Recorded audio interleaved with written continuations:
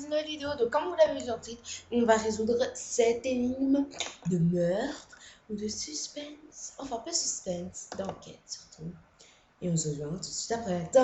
N'hésitez pas vraiment à aller voir la chaîne YouTube de ces dames, ou ces messieurs, ou les deux. De vous abonner parce que franchement, j'adore. 4 amis sont partis en voyage en voiture.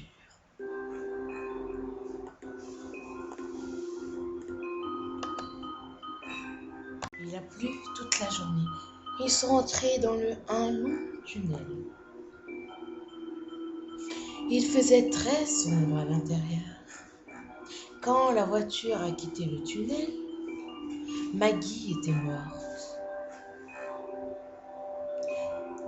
Ils se sont arrêtés et ont appelé la police. Le détective a interrogé tous les passagers. Que faisiez-vous pendant que vous étiez dans le tunnel? J'écoutais de la musique avec mes écouteurs. Je n'ai rien entendu. Ça va, c'est possible. Je dormais, je n'ai rien vu. C'est un mytho, il dormait pas. Personne dormait dans la voiture. Je me suis concentrée sur la route parce qu'il pleuvait beaucoup et je devais conduire en faisant attention. Je le crois, parce qu'il dormait pas, parce que vous avez vu bien avant, c'est Heidi. Parce que quand ils étaient là avant, et ben personne dormait dans la voiture. Je crois que c'est Heidi, pour que ce soit Heidi, parce que j'ai pas envie de me tromper. Il ne pleuvait pas à l'intérieur de le tunnel.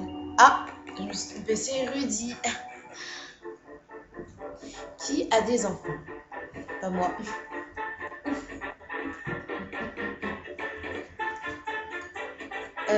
Je sais pas moi. Celle avec le sac à main. Elle a un petit nounours dans le sac à main. Qui a des enfants? Celle-là, parce qu'elle a des bracelets d'enfants, c'est ses enfants qui lui ont fait. La première, je crois.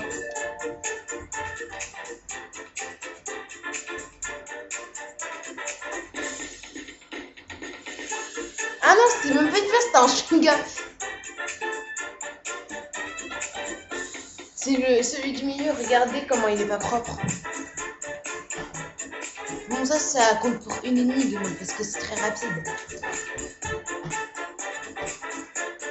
Bon, au pire, on va pas répondre qu'à cette énigme. Peut-être. C'est le dernier, mais comment on peut aller comme ça au travail?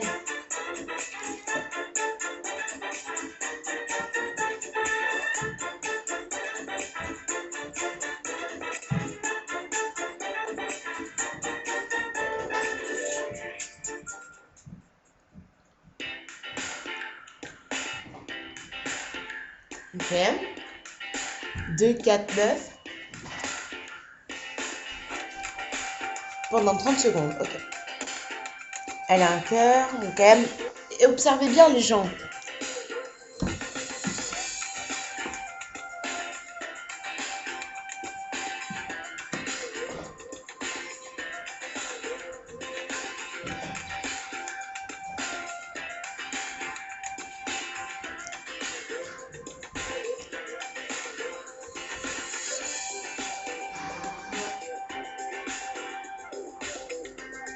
Ah, je crois que c'était 15. Ah ouais.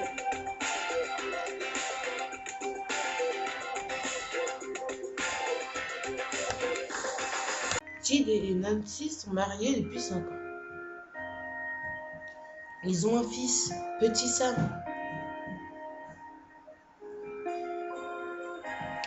Samedi après-midi, ils sortent sortir pour manger.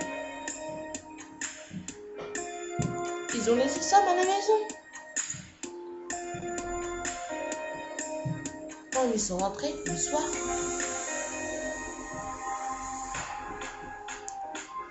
ils ont retrouvé... Oh, le petit Sam mort. Oh non.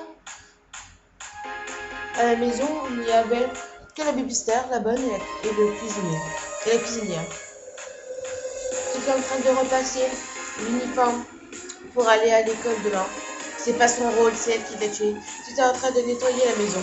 C'est la première, c'est la babysitter, je crois. J'étais en train d'acheter des légumes pour le dîner. Je sais pas, soit c'est le premier, soit c'est le dernier, parce que comment tu peux acheter? C'est à la bonne de repasser, c'est la babysitter qui l'a tué. C'est à la bonne de repasser sans vous vexer, celles qui sont...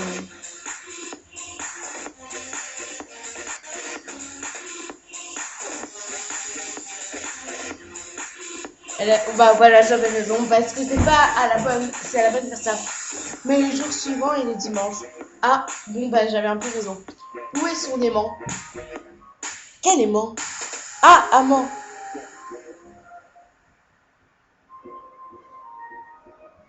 Dans le placard.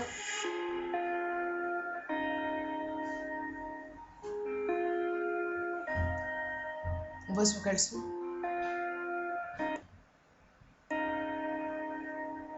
Ah, derrière le truc. Non, je vais pas vous spoiler.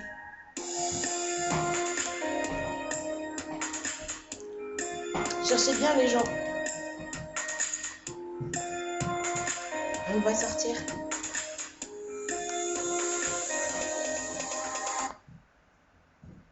C'est Eureka. Je pense que ça va être mieux que... Voilà. Imaginez, vous êtes pris au piège dans une pièce et celle-ci se remplit lentement d'eau. Vous avez vérifié partout et il n'y a aucun moyen de couper l'eau ou de vous échapper. Ouais. Vous pouvez sentir le niveau de l'eau monter à chaque seconde qui passe. Ce n'est pas seulement la froideur de l'eau qui vous fait peur, mais aussi le fait de savoir que les secours mettront 5 minutes à arriver alors qu'il ne faudra que 2 minutes environ avant que toute la pièce soit inondée. Vous ne pourrez pas retenir votre souffle pendant 3 minutes. Vous avez à votre disposition une paille, une corde et un seau, et l'un de ces objets a le pouvoir de vous faire gagner du temps et de vous sauver la vie. Une paille, je crois. De quel objet s'agit-il? Soyez rapide, vous n'avez que 10 secondes pour élaborer un plan. Vous avez choisi quoi les gens? Je vais un tout petit peu avancer parce que, à mon avis, ça vous saoule aussi un peu.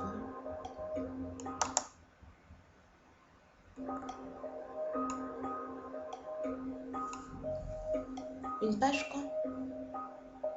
Réponse. Vous pourriez utiliser la paille comme un tuba, mais cela ne sera plus très utile une fois que l'eau aura atteint le plafond. La corde pourrait être utile dans d'autres situations, mais pas celle-ci. C'est en fait le seau qui vous fera gagner un peu de temps jusqu'à l'arrivée des secours. Retournez-le, mettez-le sur votre tête et vous obtiendrez une bulle d'air qui vous fournira les minutes supplémentaires dont vous avez besoin.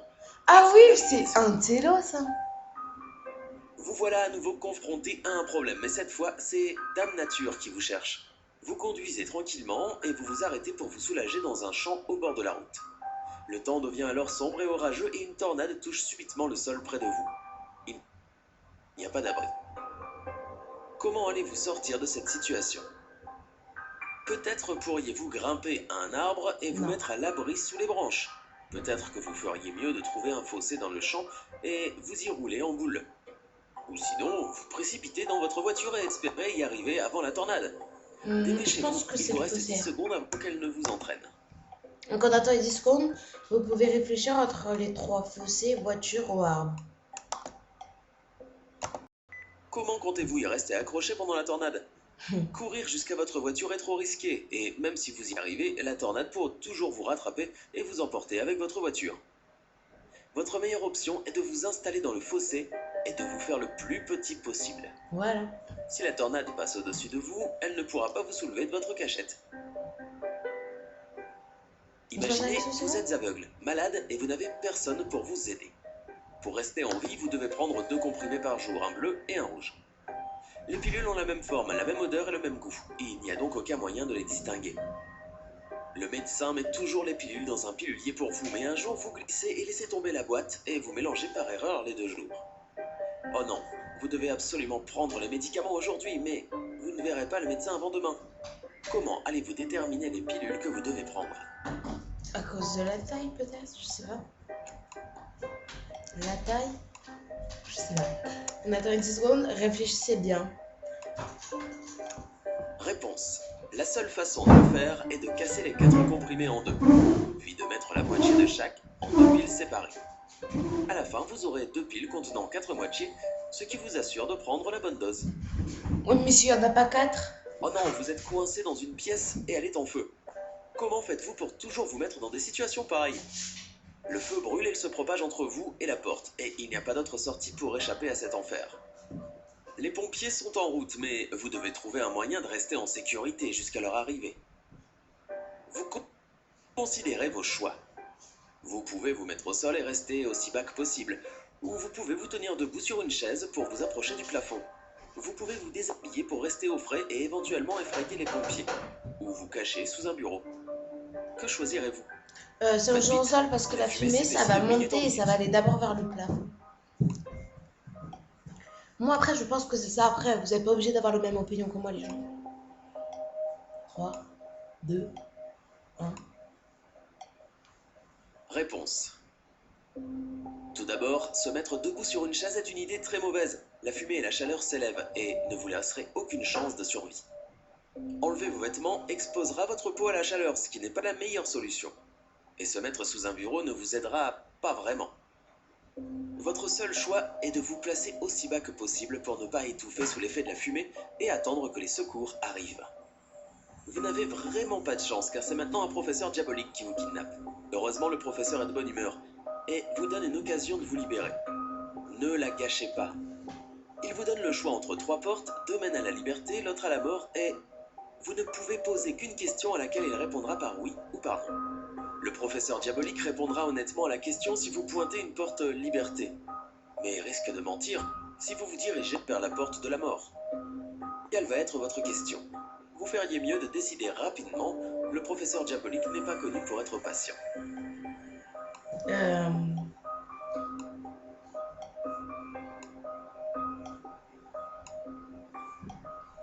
Je sais pas. Réponse. Votre seul espoir est de pointer la porte A et de demander si la porte B mène à la liberté. S'il dit oui, choisissez la porte B. Et si la réponse est non, choisissez la porte C. Durant une autre promenade, vous êtes mordu par un serpent venimeux. La morsure est sur votre jambe et il n'y a personne pour vous aider. Qu'allez-vous faire pour vous sortir de ce pétrin? Tu suces le Vous venin. pouvez essayer d'aspirer le venin si vous êtes souple. Ou peut-être vaudrait-il mieux rester immobile et appliquer un garrot à la jambe mordue. Peut-être que laver la morsure avec de l'eau propre et appliquer un pansement vous aidera à éviter une mort certaine. Réfléchissez bien, Le venin va bandage. vous tuer si vous ne trouvez pas le moyen de l'arrêter. Le bandage, vous sucez le truc là. Sucer le venin. Non, je pense pas. Parce que il est passé souple peut-être. Donc je vous présente ma soeur. Je crois que c'est le bandage quand même. Réponse. La première option peut être tentante si vous pratiquez le yoga et que vous êtes souple. Mais voulez-vous vraiment avoir du venin dans la bouche et le voir s'infiltrer dans votre circulation sanguine via les minuscules coupures sur vos gencives? Je ne pense pas. Laver sa blessure n'est pas bon non plus. Cela ne stoppera pas le venin qui est déjà en vous. La seule option est de rester immobile, de rester calme et d'appliquer un garrot pour empêcher le venin de pénétrer dans le reste de votre corps. Ça fait penser à quelque chose, Garou. Vous avez décidé de fêter votre survie en vous offrant un saut en parachute. Car après tout, pourquoi pas? En sautant de l'avion, vous avez l'impression de voler et vous vous sentez plus vivant que jamais. Mais pas pour longtemps. Votre malchance continue et votre parachute ne s'ouvre pas. Vous vous rapprochez du sol à une vitesse alarmante, et alors que vous perdez le contrôle, vous voyez le sol dur s'approcher en dessous de vous. Comment allez-vous faire pour vous en sortir? Allez-vous vous mettre en boule pour protéger votre tête et vos organes internes de l'impact? Ferez-vous confiance au parachute de secours ou tenterez-vous de vous déplacer vers un autre parachutiste et de vous y accrocher? Soyez rapide, il ne vous reste que 10 secondes avant qu'il ne soit trop tard. En boule. Et vous? Réfléchissez bien. Réponse. La réponse à votre problème est claire. Le parachute de secours est la seule garantie pour vous sauver la vie. Ah. Se rouler en boule peut minimiser les dégâts, mais pas toujours. Et vous accrocher à un autre parachutiste le mettrait en danger lui aussi. De retour sur Terre, vous vous baladez au grand air. C'est une belle journée ensoleillée et vous sifflotez tranquillement. Vous pensez à ce que vous allez... Pub. Sont spacieuses. Mais avec la haute nutrition Purina One, On fait une dernière et puis après j'arrêterai la vidéo. Mais n'hésitez pas à aller vous abonner à cette personne. Voilà.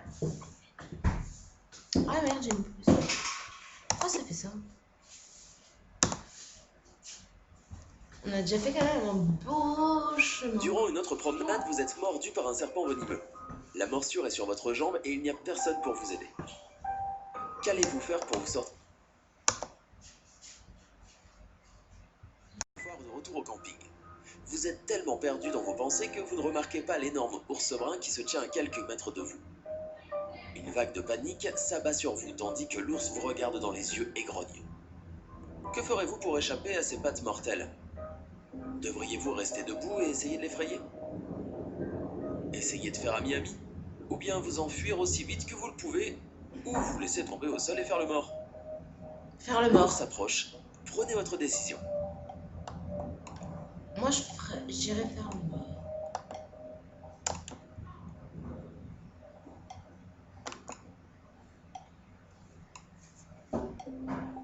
Réponse. Rester debout peut fonctionner avec un ours noir car il défend moins son territoire et est moins agressif. Mais un ours brun ne reculera jamais devant un humain aussi petit que vous. Courant ou se lier d'amitié avec n'est pas une bonne idée, peu importe sa race. S'il s'agit d'une attaque d'ours brun, votre seule option est de vous laisser tomber au sol, les genoux contre le menton et les mains protégeant votre cou. Quand il verra que vous n'êtes pas une menace, il partira. Espérons-le. C'est un week-end tranquille, alors vous avez décidé d'aller explorer une grotte Voilà, donc fatale. cette vidéo est finie. Quelqu'un qui a aussi peu de chance que vous likez, ne devrait sûrement commentez, pas, dites-moi mais si, vous y si allez vous quand même. voulez d'autres vidéos de ce genre. Surprise, J'espère le que pire vous se allez produit. bien. Il Et y a aux un personnes qui sont glissement au de terrain ramadan, et votre bon sortie est ramadan. bloquée. Tchuss. Vous parvenez